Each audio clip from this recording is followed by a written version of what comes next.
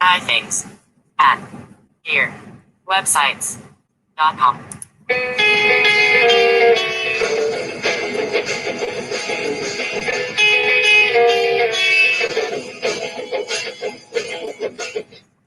It's 11:59 at Radio Free America. This is Uncle Sam with music and the truth until dawn. Right now, I got a few words for some of our brothers and sisters in the occupied zone.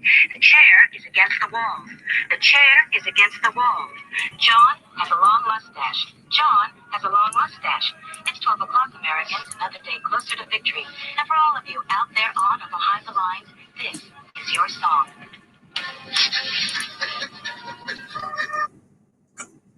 And welcome everybody to our daily gun show. Come to you live every weeknight at midnight Eastern, and we talk about guns for an hour.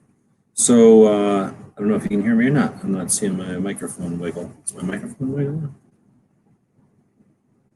So give me some feedback. We'll find out over here. We'll find out over here when we start seeing some feedback come back. So I will go back to here. Cue this up. Cue this up. Buy things at here websites.com. The guys and gals have got. Not that one. This one. All right. So we'll see who all shows up this evening. Right now it says we got 4 people. So welcome. DTP's out there already. Congratulations for being the first one to show up. So let's see. We are looking at Adobe Illustrator over here. Spread that over a little bit. And it is episode, I don't even remember, 125 something. It snuck up on me. I was farting around over here. So set it up real quick. Why is it showing up as 3 different episodes? Did I click the button 3 times? So it's episode 1126. That's 1,126 episodes. We talk about guns, and on Mondays we talk about behind the scenes, so we might talk about that a little bit. Since I'm screen sharing here, if you're listening to this in the car or something like that, don't pull over, but realize we are looking at the internet here. What am I looking for? I'm looking for gun calendars. Today is July 13th. Monday, and nothing really is happening today. At least I don't have anything on the calendar. I don't have anything in the last couple of days on the calendar. However, tomorrow is the anniversary of Rex Applegate passing away. He's an author and created a bunch of hand-to-hand fighting techniques. Kill or Get Killed is the name of his book.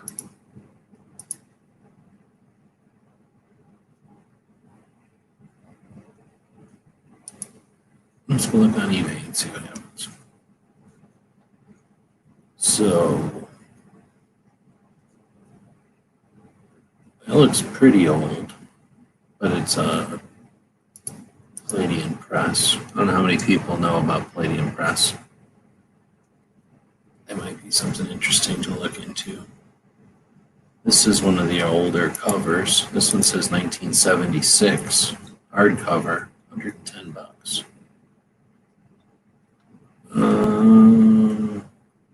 don't know if this is some sort of weird other language thing.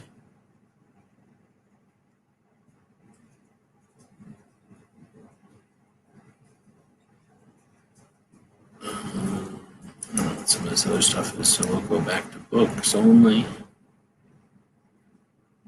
Oh, that's interesting. There's not very many of them. I thought there'd been more.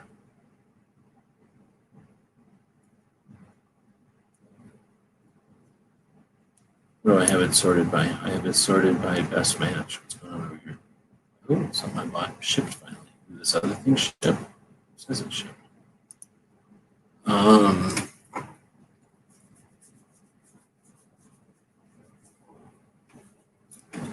Here, go to best match. I never like best match. Let's go to price cheapest first. Yeah, a bunch of other crap though. Kill or Get Killed. And then let's put Rex Applegate in there. All that other junk.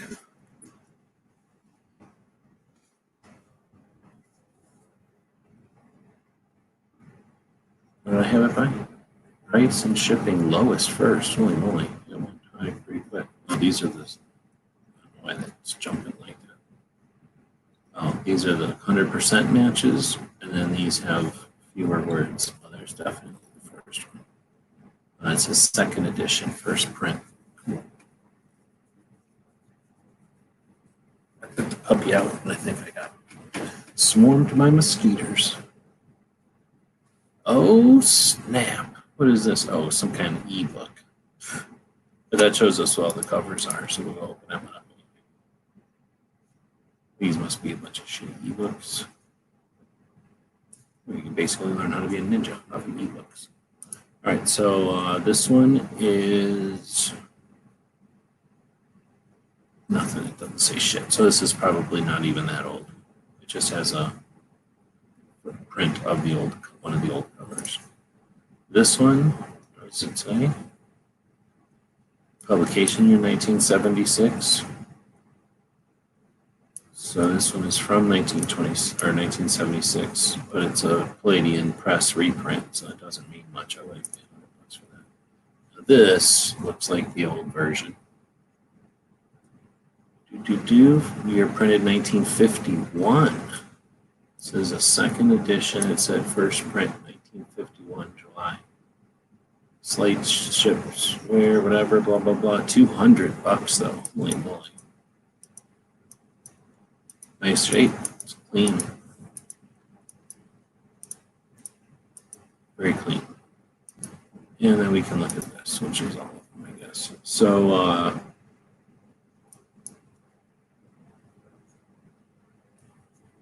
don't know if this is in order. Combato is what they came up with.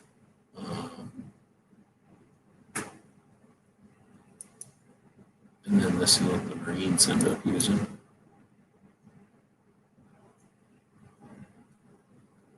I've never heard of this one.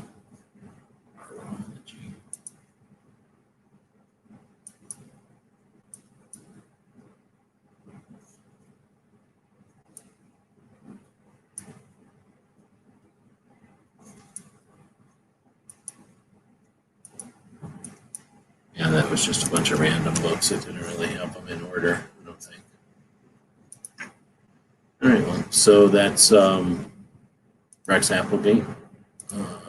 Where'd that come from? I guess we still have it open somewhere. That was from tomorrow on Gun Calendars. One of the cool stuff that Applegate do. So let's go look at this too.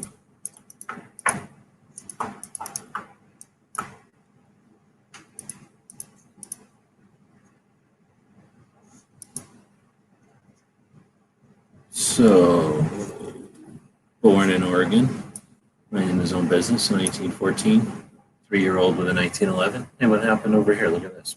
Everybody just jumped in all of a sudden. See that happen? That happened live, right? People just jumped in there all of a sudden. It's weird. So probably, you know what this is? Me and DT, we were just sitting here minding our business. And all of these people were in some kind of Discord chat, hanging out in the basement of Discord probably. And then they arranged some sort of, what is this thing? Pit mob, what do I call this? Blast mob? I got blast mob? Did I just get blast mob? So it looks like everybody's jumping in. Good evening, good evening, good evening. All right, so I just kind of started out here with the calendar, and tomorrow is the anniversary of the passing of Rex Applegate. Dug into his book and was I'm basically not trying to do taxes is what I'm trying not to do. So I'm not really in a project right now. I'm about to roll my sleeves and do taxes, so I'm just farting around tonight. Not really looking to get into something, but I was have been in the past worked on various books and stuff. So I was going to dig in and see. I'm using this new browser. This new browser is kind of shitty, but our search engine, I guess, is kind of shitty.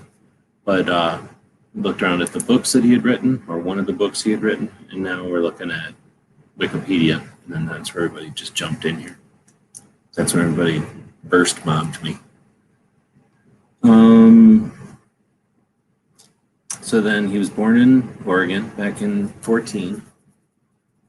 Descendant of Charles Applegate, who came over and blazed the trail, I guess. Let's see. He began hunting and shooting, and his uncle was some sort of a famed professional hunter. I don't know enough about that, but I've seen that referenced before. So, yeah, I don't know what that means. Like he went out and got a bunch of big game animals, or he did some feats or something. I don't know. So let's see. Then he went into the army. I guess he was an MP.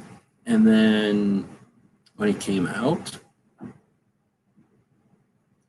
let's see, in 1941 or during World War II, while he was in, Applegate was developing an armed and unarmed close quarter combat courses for the Army when he was recruited by this guy for the OSS to build what was called the School for Spies and Assassins. So I guess he was just like, hey, what the hell? I'm going to go ahead and develop an armed and unarmed close quarter battle for the U.S. Army. Or maybe he was tasked with it. I'm not sure.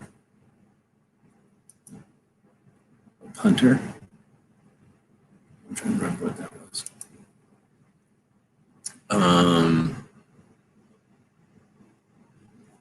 We could do this back on AOL back in the day. And then that would make the chat throw out random numbers. And I forget all the different tags, but you could do like // and then D6 or something. Or maybe it was like :D6. I don't know if it'll let me do this, but it's going to look like code pretty quick here. Oh yeah, let me do it. But it would come up and be like 9, 5 or something. Because it couldn't do that because it would have to be even in 6. So it would be like 6, 5. And I think that was from playing games. I never knew anybody that ever played games like that, but we would / roll people all the time. That was the coolest thing. Let's see. So basically, he was helped put together the OSS, which was the spies, you could say, for World War II, and then the systems or the schools. What are you doing?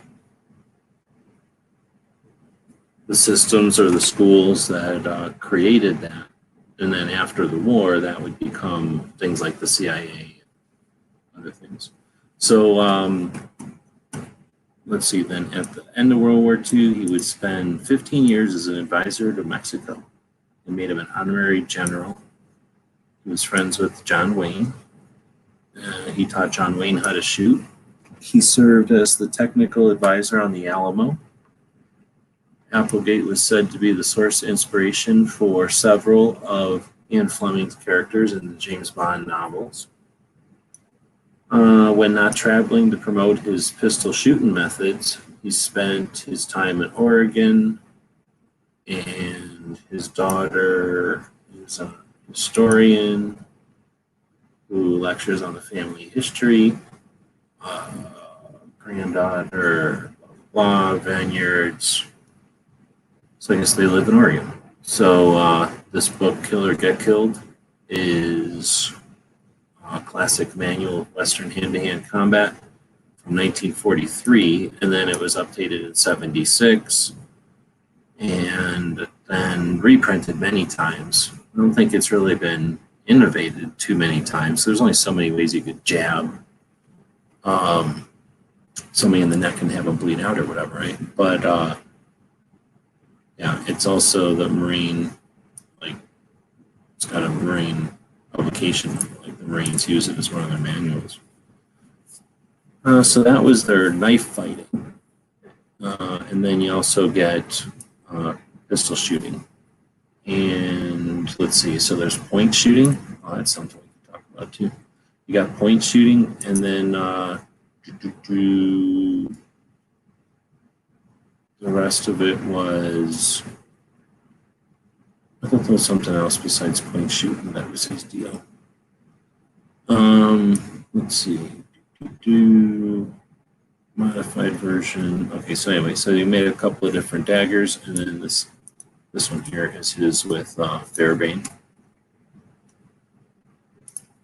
Indiana Jones. What are we saying? You're saying that he was the inspiration, or that Indiana Jones was in the OSS? I've seen the thing about Julia Child being in the OSS. She's pretty hardcore. I saw an interesting thing about this lady who was Moneypenny, basically, from Ian Fleming. Some chick who was like, let's see, how am I going to find it? I got to go to my YouTube, right? And then I got to go to this little line thingy. I think they call this the sandwich, the BLT, or the hamburger. And then you go down to history. I want people to see what I've been looking at. But then I'll go down here and find this thing that I found. There's a show that Bob likes. Is Bob still out here? Bob was out here earlier. Blitz mobbing. I got blitz mobbed by Bob and everybody else earlier. And there's this channel that he likes watching all the time. Oh, I'm not going to find it. I'm watching a lot of freaking music videos. Here's the thing. It pulls these from both of my computers. Well, that's the one we're going to talk about, so I'll just open that in a new window right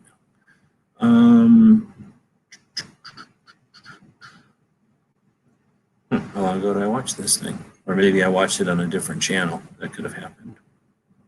Nope, this is her. You ever heard of Virginia Hall? So this chick, all right, come on. This guy does this one channel, and he's got a bunch of views, and he's a history guy. So this chick is minding her business, and then something happened, and she had to chop her leg off. So then she's like, dang it, I only have one leg. And then they're like, well, we don't want you in the war or whatever. So she's like, all right, I'm going to go to the war anyway. And then she did. And yeah, she was basically a spy and started like slaughtering Germans. And then they figured out who she was, and they were like, let's kill this lady with the lymph already. She's pissed us off. And instead of dying, she just kept killing Germans. And then she had to walk through all this place to get out of there. And then when she got out of there, the Italians were like, now let's make you a prisoner. And then she's like, all right, I'll slaughter Italians.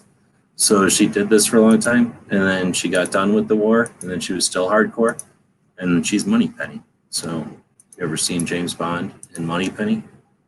It's this chick who's like the most dangerous of all the Allied spies. I don't think that's like female. I think that's just period. Like she killed Nazis with a vengeance. They haven't made a movie about her though, because they're sexist.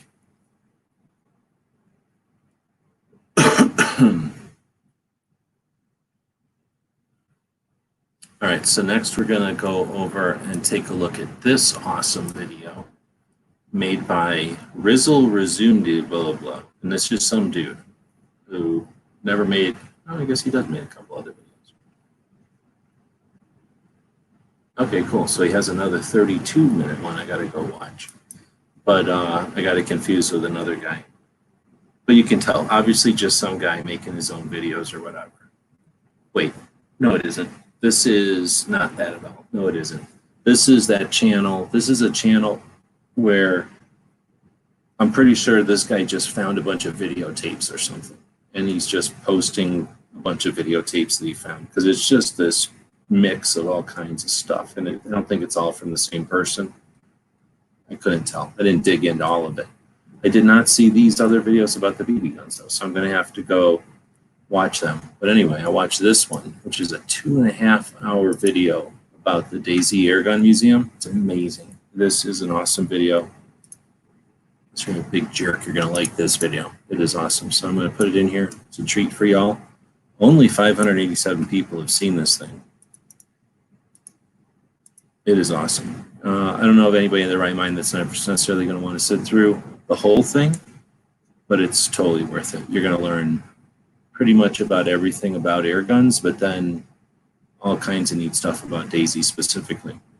So one of the neat things is, well, the history of the air guns is pretty tough because we invented them in this country, but they're invented, let's just put it this way.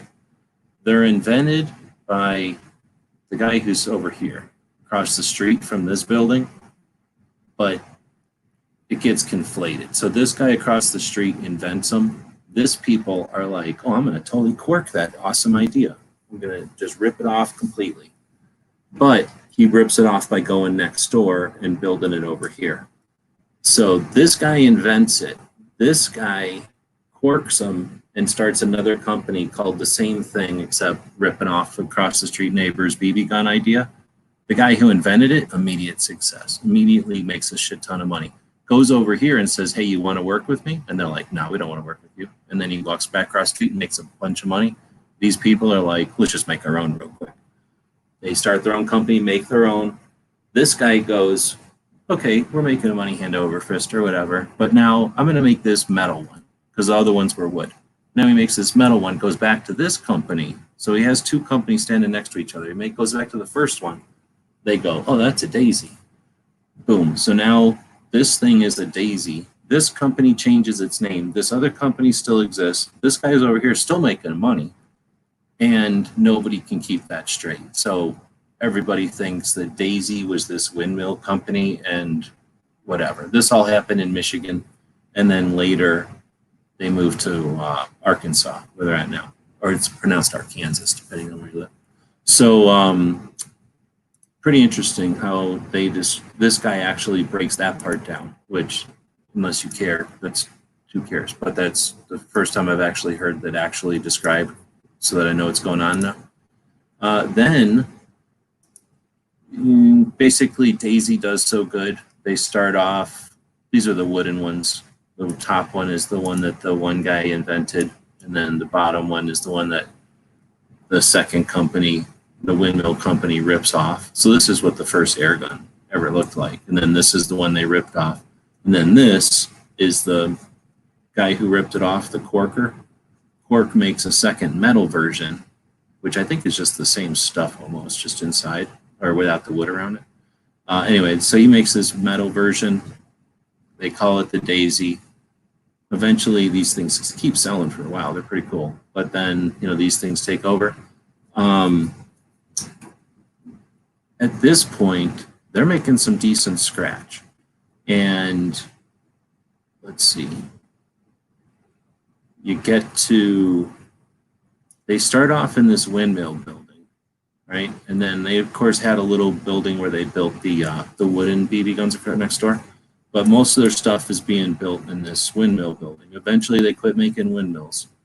Now, that little windmill building by itself with some lady next door and a dairy or something on the other side, boom, turns into Daisy. Because basically, once they start making the metal ones and started calling themselves Daisy, they just started buying every other company that was making them, including the one across the street that started it all. So that's a whole nother interesting story. But anyway, this here with all the stuff on the front of it is the building from that other picture.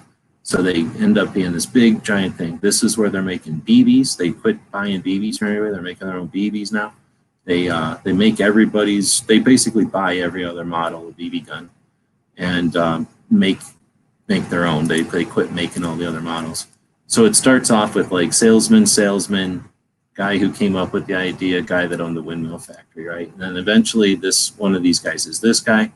He runs the company for 60 years, and then this guy runs it for another 60 years. So that's 120 years worth of Daisy right here. So back in this time, when they go from this building to this building, the big building, the big facility or whatever, that's when there's a pretty cool place. I'm not gonna be able to find it, but he basically goes hey, this one dude comes up and he goes, hey, I'd like to, I guess a couple of times while they were growing in size or whatever, this one dude kept coming up and being like, hey, would you invest in my company? I'd like you to run my company. I got a great idea, but I want you to run it because you're so good at running a company. And they're like, get away from us, kid, you're bothering me. And then this kid kept coming up and being like, hey, I got an idea for a company and I want you to run it for me. And I'm going to put it right next door to you. I'm gonna buy I'm gonna buy the land right next door, and then you can run it from here, so that you don't have to waste any time. You can just start running this company." And they were like, "Get out of here, kid! You're bothering us." So they eventually bought, I forgot what he said, like $500,000 worth of their company, or half of the 50% of the stocks or something.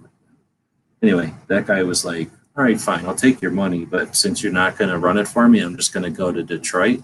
And that was Ford. So basically, these guys who ran Daisy could have owned Ford and the whole production of cars. I thought that was pretty neat. I never heard of that part of it before. But basically, they were just making money hand over fist with Daisy. And we're like, "No, we don't want your crazy car money, you crazy car dude." But then I guess they own half of Ford. So they're probably not, I don't think any of these people were poor. They go through all the different guns, which is pretty neat. There's all kinds of interesting stories you can imagine for like 2.5 hours. They go through the development and the styles. And it's neat because most of the shit is from, I think like let's say 1890, blah, blah, blah, something is the first air gun, these wooden ones. And then you get to like 1898 or something is when they start making that metal one. And then they pretty much make them and they invent new ones and stuff until the World War II. And then they can't make them because they can't, I mean, metal to make them with, and nobody's going to buy BB guns. Then after the war, they start making them again. And then you get to like, they're cooking, doing their thing until like the 70s. And then all of a sudden there's like safety issues, like they can't make things that chop off fingers or that are unsafe and stuff. So I guess that changed a bunch of designs and things. So that was all pretty interesting. There's a whole section on these noise makers, which I never even thought about, but really, really neat. Like just basically BB guns that don't shoot nothing, that just make a really loud noise, but they look really cool. A lot of this stuff, as I'm watching this thing, you just flip it over to eBay and looking, and some of the stuff is like $1,000 and some of the stuff is like $25. So it's kind of neat. You can get in, what's the word? Discover something interesting and then book over to eBay, and some of this stuff is super affordable. In the midst of all this, I came up with a pretty neat project. I'm going to contact the museum this week and find out, but I think I've come up with an interesting project to do with my Patreons and this museum. So I don't know, I don't see a ghost out there, but this is right in Ghost neck of the woods. I don't know who else is in Arkansas. This is between, well, this is in Rogers, Arkansas. So this is just south of, Missouri, and just east of Tulsa, just east of Indian Territory. Can't recommend this video enough. Super cool video. Shut up over here. Let's see if anybody's saying anything. So see, Crump was in here.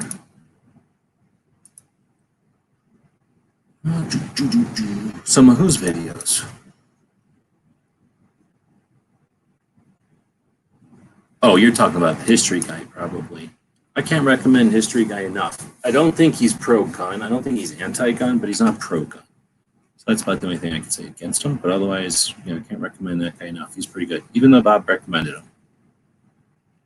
This guy. He's not Canadian. Bob's Canadian, but the guy ain't Canadian. He's American. So you can believe him. Let's see. So they moved to it in the Crystal Skull. Oh, you're talking about how hardcore Julia Child was? The thing is, I saw another thing. Probably on History Guy. I saw a thing that was pretty hardcore. And like somebody, basically the gist of it was, and then they died, and then their grandkids figured out all the stuff that they had done, and they just went to their grave, not telling anybody, including their grandkids, like how many Nazis they slaughtered or whatever, or just how crazy adventures they went on. Let's see. Had a Daisy Red Rider. Bought my grandson Daisy Red Rider. Must be doing something right. Well, that's the whole thing. And once you watch that, there's so many. Think about it. 1890s. There's generations and multiple generations of people being able to literally just a daisy, but I don't know where Crossman falls into all that. And then what's the other big one? But there's there's a couple other things in there, but Daisy is a big one. I mean, they were standing across the street and they corked the original one. I mean, I don't think they even tried to hide it anymore. The other guy invented it. They seen him invented it and make a shit ton of money. And then he came over and said, "You want to share?" And they're like, "No, no, no." And then they're like, "Dang, we should have." And then they stole it, or they just corked them. So that is, so they're adjacent to the beginning of air guns, at least toy air guns in this country, mass produced. But there's like Quackenbush, like he's in there somewhere, and that's not even in this story. Quackenbush is Gamo. I don't know. Is Gamo American? Or is Gamo European? So anyway, there's a couple other things to fill in the gap, but Daisy brings you the Red Rider, of course, but they have some other interesting stuff. They did the bunch of stuff with Disney, so a bunch of westerns and stuff, and marketed or licensed, I guess, whatever you call it, like with the movies and with the TV shows. And then they did Buck Rogers, so they had tons of ray guns and stuff. In fact, they built the ray gun and then brought it to Buck Rogers, and then he's like, "Okay, I'll put that in the comic." So it looks like it does because they invented the toy first. That part's neat. The first lumberjacks in Canada, I think, that decided they needed paint markers came to Daisy, and then Daisy's like, "Here you go." And then that was the first paintball guns. So that, and then of course the VR or VL. No, VR. No, VLs. Anyway, the diesel compression thing goes into all that. Super interesting. Highly recommend watching the video. It's going to make you want to go to the museum. It's going to want to make you go to Arkansas. So, yeah, I'm definitely looking forward to going to Arkansas. Let's see. So, Crump is saying Weird History is a cool channel. I don't know if I've seen that one. I'm right now playing with the logarithm. So, what that means is if I look over at my YouTube, I'm showing you my history. I didn't really watch Honda. You go to the main page, right? You just click on YouTube or you click on home, and it's just going to give you something. So it's trying to give me Rick Ector. That's fine. But what is this? Some kind of pocket diorama thing? Yeah. Oh, this is actually pretty neat. Periscope film is pretty neat. Look at this one though. This is like I look at stuff that's abandoned or gone or something. So it's trying to show me some kind of channel that is just that kind of stuff. So I'll go in here, click these little buttons, and go, don't recommend channel. I'll never see that channel again. I don't know who Gavin McGinnis is or Keith whatever, so don't recommend that channel. Musician, not interested, right? Nukes detonated in space, I kind of like that, so I'll leave that one in there.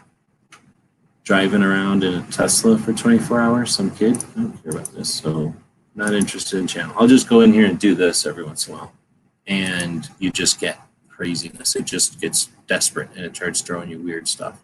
So some of the stuff I find that way. Let's see. What is all this about my book?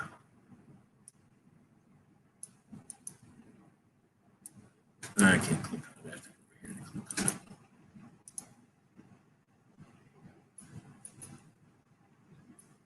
I can't.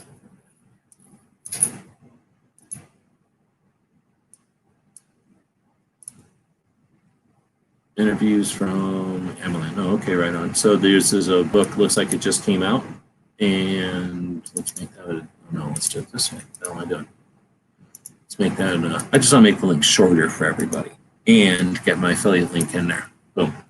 So, what is this, an ebook?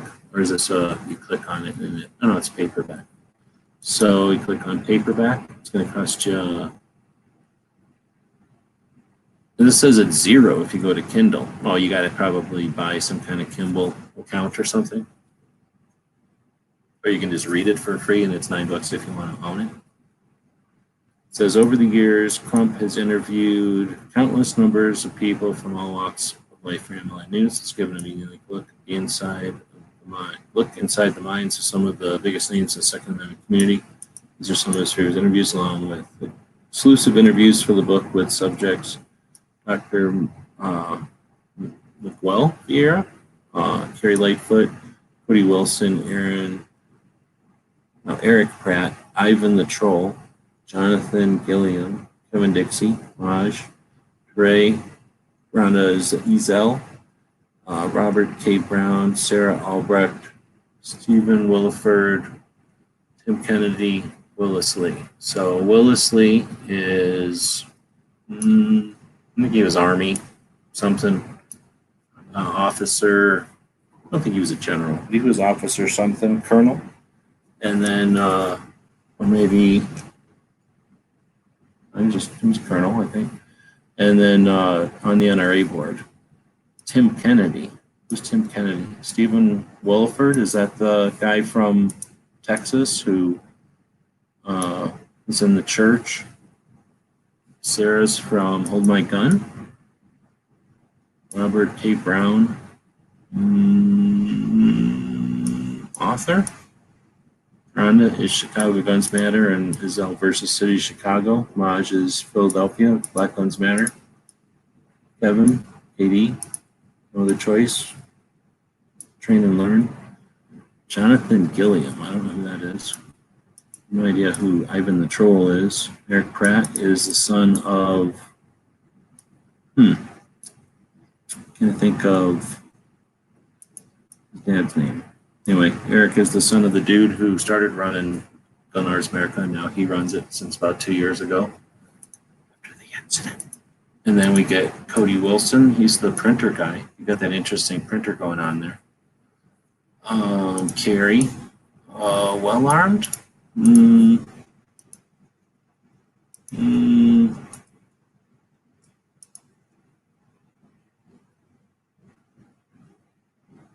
Go to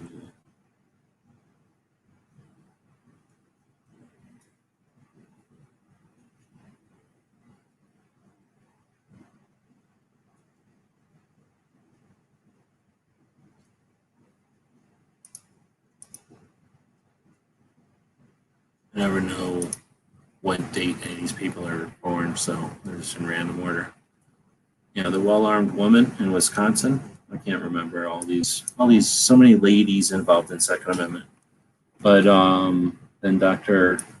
McWell Vieira is, I got to get that still figured all out, but he was part of the CDC spending money on anti-gun BS with our money. So yeah, and I'm sure you got more in there than that, but that's pretty decent selection to choose as your whatever, like boilerplate or not, like your what do you call that? Like your initial list or whatever. 161 in shooting and hunting. 455th in social activist biographies. That's interesting. How many people can there possibly be in social activist biographies? Oh shit, probably because of all the craziness right now, there's probably a shit ton of interest in that. Where's the whistleblower? I have no idea what the whistleblower is, but I don't pay attention to everything. Anyway, cool. Yeah. So anyway, you've got a niece who's dealing with some health issues, and what is it? $10 if you buy it on Kindle, $20 to buy it on this like print on demand paperback. Is that how that works? It's pretty cool. I want to go in here and show you all my delicate intricacies, but I'm curious to hear how that works and stuff. I guess, do I have that stuff up right now? I'm technically working on a book right here. Which I got to turn it off. I've been working on it, and I get working on these things and I dink with it, but then I get to spend too much time on it. Now I got to do my stupid taxes. So, right on. So you got a book, and we'll put that link up there one more time. And that's how you do an affiliate link. So he put a link out there. Well, he had a link that just said he had a book or something. So then, was it a link? I don't remember how I got over here. But then whenever I'm looking at any product over here, I could go look at some other product, like whatever it recommends to me. Go look at this Handyman magazine or whatever. I can go up here to this extra toolbar that happens because I'm logged in. And then it's going to give me either a text that I can use like this. It can give me an image. So I can use this on like a web page or something. A text and image, again, for like a web page or maybe in a blog post or something like that. I've been using this custom one a lot because it gives you a nice little thingy here. Anyway, so for us, I'm grabbing this one here. And then what this does is it shoves it into my Amazon thing. And if you go look, hopefully this won't show all my numbers or something. But yeah, see, there's all my Amazon money. So I've made 27 cents. So far, $26 worth of shit has been sold in the last 30 days. Obviously, I don't push this real hard, but somebody bought stuff somewhere for 26 bucks, and I'm making 27 cents. So it ain't big money, but it's better than kicking up pants. So somebody bought some vacuum 3-quart Ziploc vacuum bags. Somehow that cost somebody 26 bucks. So somebody's really rich out there.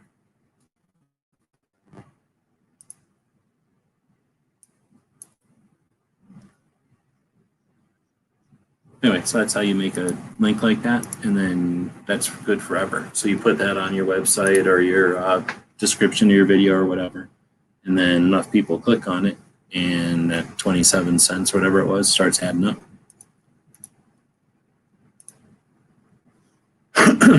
Right on. Yeah, well, whenever you get a chance. All right, so I don't know if anybody else is out there. I've been chatting for like 42 minutes now. I've got some work to do, but it's hot, and I'm letting my coffee here kick in. But when I'm just chatting like this, I'm not even drinking it. So, yeah, we just kind of bounced around a little bit. I was showing you there. I'm working on that book. I was going to draw a little bit tonight, but like I said, I really need to do the opposite. I need to start lining this stuff up. So since no one's really saying anything, and I didn't even drop a link today, I don't think, I guess I will start wrapping it up. There's Ghost showing up. We were just talking about Arkansas, so your ears are probably ringing.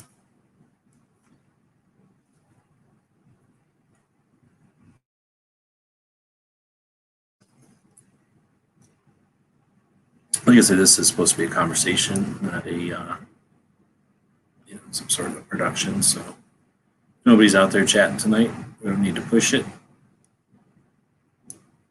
A 38 Buck Rogers gun would be fun. They had they weren't even BB guns. All the Buck Rogers stuff they had was just like they said paper guns, I think, and noisemakers. So like a paper gun was something where you put a roll of paper in there, but there was no caps. It was just plain paper. It's just a roll of paper.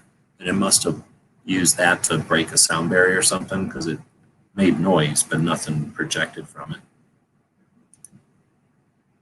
I don't recommend, again, so many channels that it only suggests videos from people I'm sub to. Oh, interesting. Maybe that's why I'm starting to see stuff, because I have seen stuff that I'm sub to show up when I'm just doing a random YouTube search instead of my actual subscription search. That might be. Although I'll start looking at like science stuff for days and days, and then I'll go look at, I don't know, how stuff's made. This Periscope Films is pretty cool. I've been watching that for a few days now. It's basically maybe like Air Force pilot survival videos from like the 1960s or from like some Navy procedure video from like the 50s. It's crazy. I don't know. Back in the day, you'd sit there and every time there was, I don't know, like they weren't going to let you watch TV or nothing, but if they didn't have nothing for you to do for a couple hours for some reason, I don't really try to think back. It must have been some sort of, training facility scheduling situation, because every once in a while they'd stick a couple of classes worth of people in a movie theater, and they would just run these videos at you. And they'd be cool as hell. They'd show you how an F-16 does stuff, or they'd show you how, like, an Apache works with an A-10. Was it an Apache or a Cobra, I guess? How a Cobra would work with an A-10. And, I mean, it had nothing to do with what any of us were doing for a living. But here, why don't we just show you this really cool video? I don't know what it's for. Maybe to show generals, or, like, I don't know, to show us, I guess, like what a Cobra and an Apache, no, I mean, what a Cobra and an A-10 can do together. Like, I don't know if you've ever seen them working in harmony or coordination, but they're devastating. Like, you don't want, if you ever see a little helicopter pop up over a hill, get the hell out of there. Nothing good's coming from that. And so we'd see these videos like that. And that's what this channel is. It's nothing that good. It's nothing like classified or anything, but just interesting to see, like, 20 minutes, half an hour even, of how the Air Force used to teach pilots how to stay alive in the desert in 1960 or something. It's like, where the hell are you landing that they're not looking for you? You know, like, I guess it's possible you could, I guess it was for, like, what's it called? Siberia or something, if they were doing some kind of reconnaissance shit over Russia, maybe. But the videos weren't that, they weren't like escape and evade. They were just how to survive. Like, if you were doing some kind of testing and your plane blew up and you said, I'm going to be in that valley, but you fell down in this valley and you're going to be there for a couple of days maybe, how to not die. So it was definitely peacetime stuff. Anyway, with that, I don't think anybody's out there now. It says there's 2 people, but it's lying. I'm one of them, and the other person didn't say anything. So thanks for jumping in. We have a conversation every evening, or sometimes it's one-sided like this. We'll be back to pick you up later.